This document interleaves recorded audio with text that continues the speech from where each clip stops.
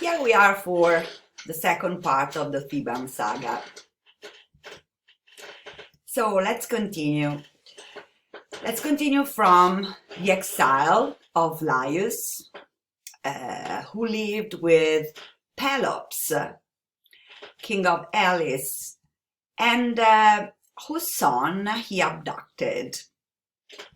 So for this incredible transgression of the laws of hospitality, do you remember how important were in mythology, because they were in the Greek societies?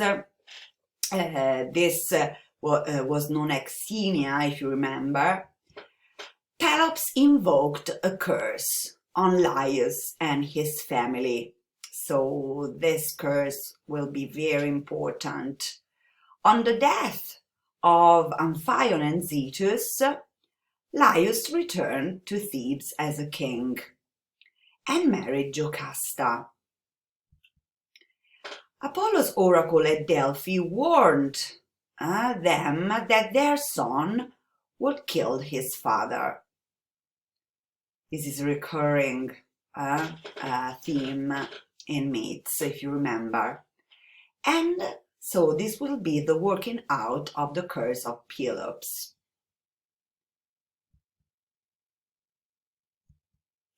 So Laius ordered a shepherd to expose his infant son on Mount Citherion. And he had to drive a spike through his ankles. The baby was then given not exposed on the mount, but given instead to a Corinthian shepherd, the servant of the king of Corinth, Polybius, and to his queen Merope. They called the infant Oedipus, the swell-foot.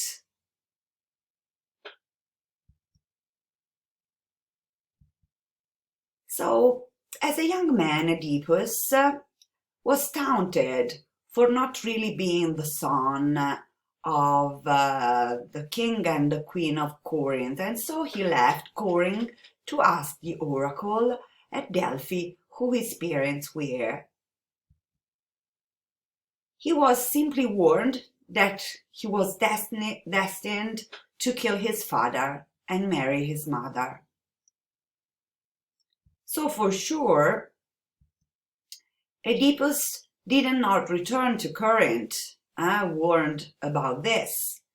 And at the crossroad that led to Thebes, he killed an old man in a chariot who had struck him and driven him off the road.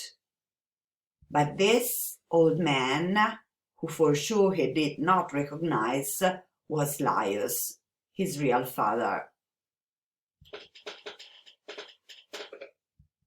At that time, Thebes was suffering from the Sphinx, that literally means strangle. Was a monster that was part woman, part lion, and part bird, as you can see in the picture. The Sphinx killed all those who could not answer its riddle. The riddle was, what has one name that is four-footed, two-footed, and three-footed? The only one who was able to solve the riddle was Oedipus himself, because he answered, it's man who as a baby crawls on all fours. In his prime he walks on 2 feet, and in old age he uses a stick as a third foot. So the Sphinx hurled itself to its death, and Oedipus became king of Thebes in place of Laius, and took as wife the widowed queen Jocasta, so his own mother.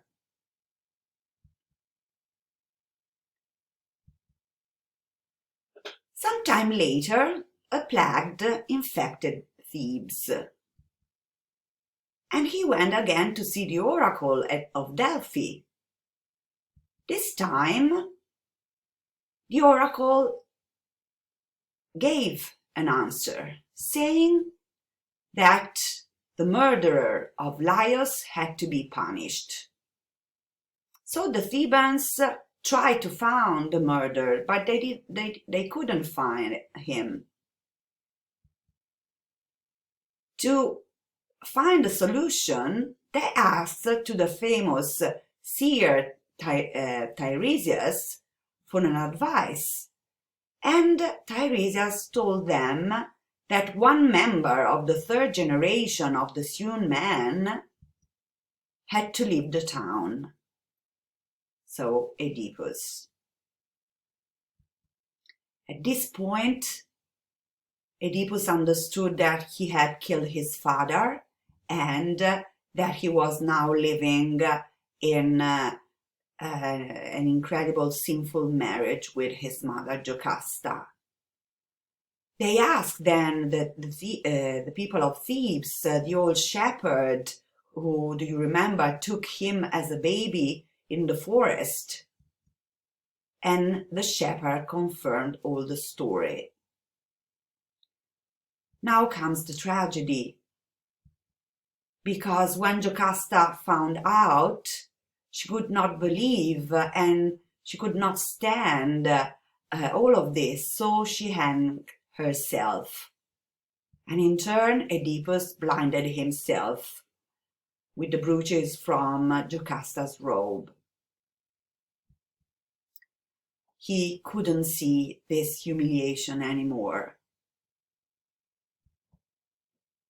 Creon, then the brother of Jocasta, according to this version, became king, and Oedipus went into exile with his daughters.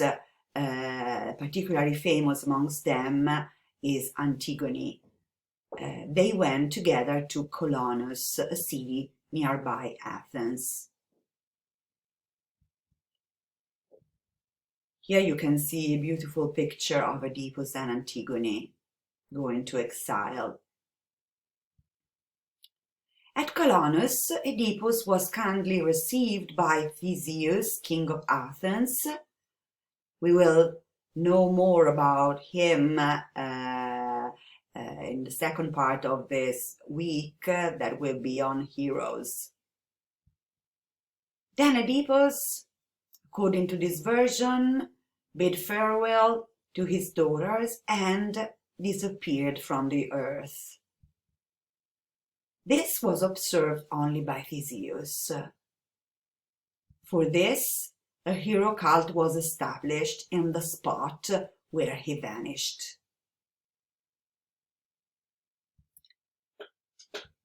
But in another version, Oedipus was shut up in the palace of Thebes and cursed his sons, called Eteocles and Polynices, because they put before him one day a less honorable portion of food. He prayed that after his death they will fight to divide the kingdom. Oedipus, according to this version, died in Thebes, and so, as he prayed, his sons quarreled over the throne, finding only at the end an agreement that each should reign in alternate years, while the other went into exile.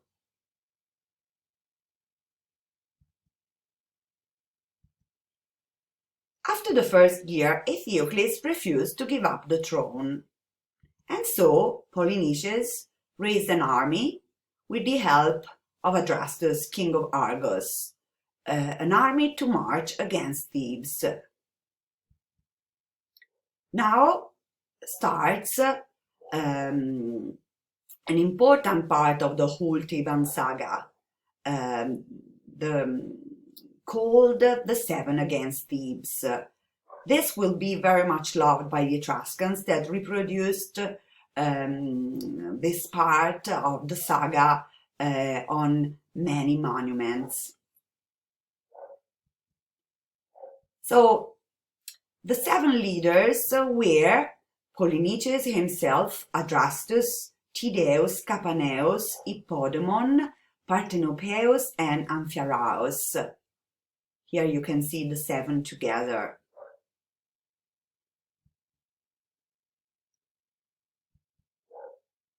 In the attack of Thebes, each of the 7 stormed one of the city gates, but Capaneus was killed by Zeus' thunderbolt. Hippomedon, Parthenopeus, and Tydeus fell in battle. Amphiaraus was able to escape in his chariot, but was swallowed up by the earth beside the river Ismenus. Polynices and Eteocles killed each other. Of the 7, only Adrastus returned home.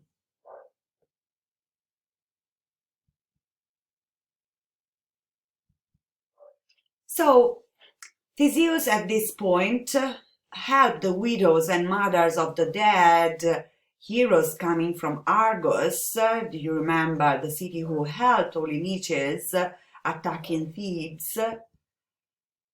To recover the unburied corpse of the heroes and give them proper funerals. This is another recurring theme in the myths coming from ancient Greek customs.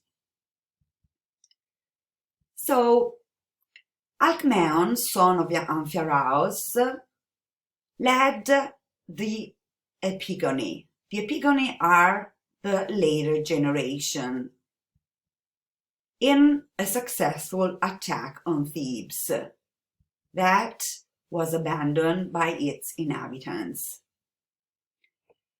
So then the saga has different versions.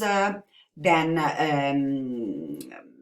there are some more stories continuing the saga, or some branches of the stories,